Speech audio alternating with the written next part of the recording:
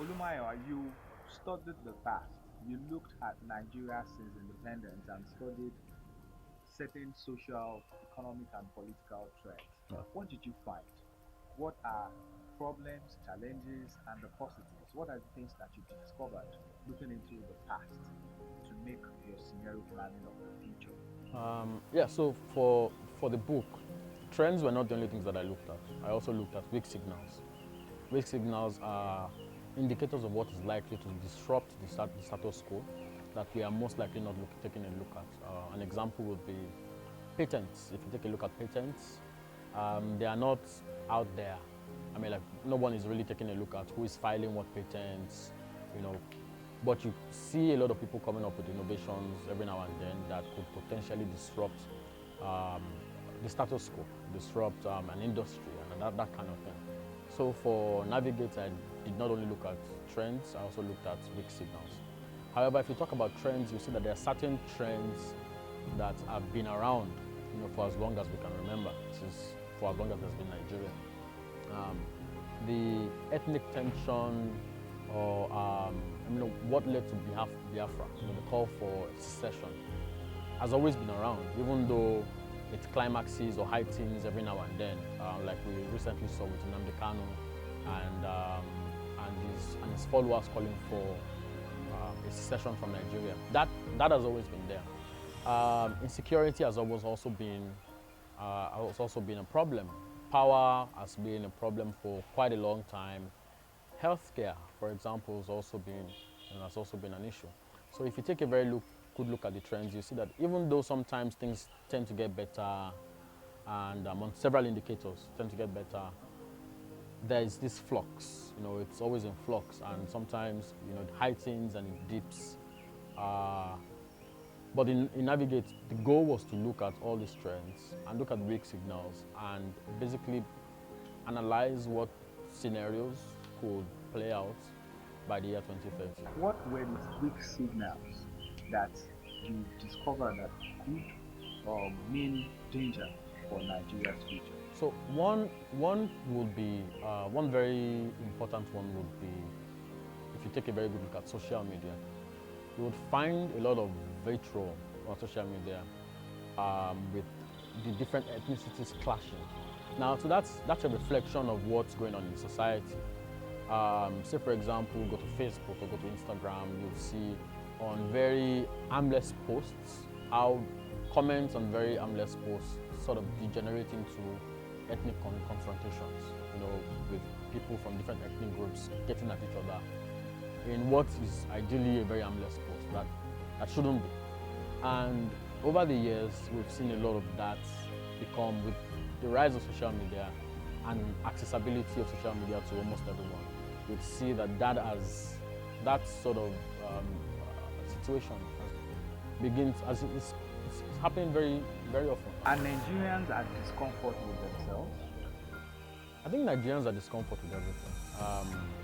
While we've improved on in certain industries, like telecommunications, for example, access to potable water, healthcare in certain regards has improved drastically. Many Nigerians are uncomfortable with the status quo or the way things are going, especially if you compare Nigeria with other countries that were at the same level that Nigeria was in 1960. So because people have access to the internet, they can compare, they can make these comparisons. And even though things have improved to a certain extent within the country, if you compare with other countries, people can make that comparison. They are, of course, discomfort with the status quo. Olumayowa, but there seems to be a gap. You also alluded in the book that even though Nigeria's GDP or has been growing, economic growth has been increasing Yeah. over the years, it does not translate to a good standard of living for Nigerians. Yeah. What is the cause for the gap, and how can that be fixed? So if you take a very look at the data, it may seem like GDP growth rate has increased, GDP per capita, for example, has increased drastically. However, the level of poverty is also still very, very, very wide. And then it doesn't make any sense that GDP per capita has increased that much, and poverty is still a really big problem. The thing is that there is every year there's been an increase in government spending, and a lot of that government spending is spent by the National Assembly.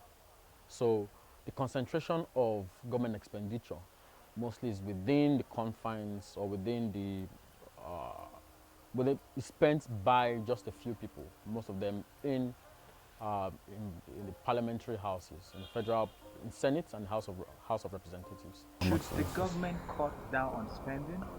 I think that the government should cut down on spending. We need to review the way we currently operate. The parliamentary system that we currently operate has to be reviewed. Senate and House of Assembly spend a huge portion of the budget, and which should not be so. So that needs to be addressed. It's a burden on taxpayers. It's a burden on every single Nigerian. What should Nigeria do to move from an oil-dependent nation? Because most of our revenue, over 70% of our revenue is from oil. And if anything happens in the oil market that affects the common man in Nigeria, what should the government have done? Or what should the government do? There are so many industries that can be, so many ways to make money that can be explored. Tourism is one thing. Nigeria doesn't really have a very thriving tourism industry. Many other countries in Africa do. Tanzania, Kenya, South Africa make a lot of money from tourism because many of our, the tourism industry is basically just neglected. So there are many other ways by which we can research and development is also lacking, and you can't blame many investors for pulling out of the country because power is a problem. So if power is not fixed, how do you do research and development? How do you manufacture? How industries have to shut down? Why has privatization not worked in Nigeria's power sector? Because the way power was privatized in this country it was just basically it wasn't done properly. Many people have said perhaps privatization is not the way. So if you look at the way the privatization of the power sector was done, there isn't competition, right? So the government basically privatized, they privatized NEPA and they privatized distribution. In Ibadan, for example, where we are now, you have the Ibadan Electricity Distribution Company, IBDC. But that's the only organization only company that distributes power in Ibadan. So there is no competition. Without competition, it's basically a local monopoly. That's one. Two, generation is also a problem. If you're not generating enough power to distribute to everyone, how do you solve that? In the end, it's basically corruption. It looks like it's an overflogged problem, but it's the case. When do you think Nigeria would have enough power supply? I don't know. Will that happen in 2030? I have no idea.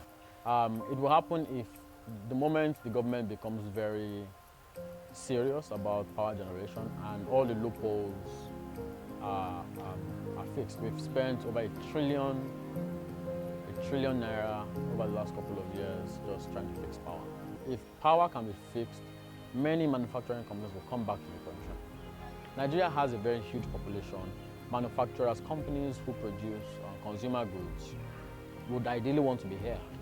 But if they are spending a huge percentage of their income or their profits powering their factories, once it becomes unsustainable, they move. That's why we've seen so many companies move to Ghana and move to many other countries. So let us get back to this scenario planning that you did for Nigeria's future, where you were looking at where Nigeria would be by the 1st of October in 2030. What are the futures that you see? What are the possible futures that could be? Yeah, so for a scenario planning exercise, after looking at the trends, the weak signals, and looking at basically doing your analysis, They'll come up with multiple scenarios. No one can adequately predict the future. Um, but what we can do is at best, is to anticipate it. And so what this has done, what I've done in the book, is to systematically anticipate it based on certain, using scenario planning methodology. Um, After my analysis, I had 4 scenarios: broken china, the buffet, full course meal, and the big meal. Those 4 anticipate the future of Nigeria, have different pictures for the future of Nigeria, and they tend from the full course basically describes how Nigeria is a successful, basically a model economy for many other African nations, and that's because the government addresses the issue of terrorism in the country very adequately. The issue of secession is addressed. Many other, it's all listed there. Many other indices are taken very seriously and are addressed right away. And then all the way down to broken China, which is a scenario where by the year 2030, the country is in a lot of trouble, mostly due to heightened secession, calls for secession, rise in corruption, deterioration of the healthcare sector and education sector, and many of these indices, and the country is basically struggling to stand on its feet. So all of these scenarios can happen, and I'm not saying that only one of these scenarios is going to happen. It could be a mix of 2 or 3 scenarios, and because of that, after each scenario, I have flags, which is a list of things to watch out for, to basically say that scenario, the buffet, is basically playing out. So if you're an entrepreneur or an investor and you want to take a look at how you want to continue following how the country is evolving, you can use